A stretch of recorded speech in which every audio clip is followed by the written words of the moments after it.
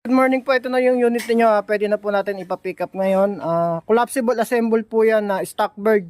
May lagayan po dito ng mga B-perch, may mga abang. Bibili na lang po kayo ng B-perch, tapos yung mga texture po na yan, yan na po yung pinakaabang na lalagyan ng B-perch. Tapos ito yung pinaka-feeder liner sa tubigan. Itong nasa taas na to, pwede nyo ibaba, pwedeng pa-straight, pwede nyo ipatong. Tapos yung flooring yan ay 1x1 na galvanized. And 1x1 siya na nakaparang. Tibay po yan kahit tungtungan po ng tao yan. Tapos yung bawat gilid po niyan sa kalikod naka-colored sheet na po. Hindi sila mababasa.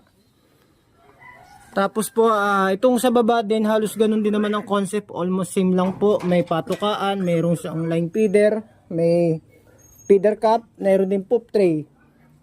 Ayan. Ito po mga nakapatong yung mga poop tray na yan. Nahuhugot po in case na marami na sang ipot. Okay na po. Tapos ito yung isa yung unit na lagayan ng medicine. Ayan. Pwede na po natin ipa-schedule for pick up para ipapa-plastic ko na po tapos pupunasan. Siguro mga 1 PM po pwede na yan. Okay na po.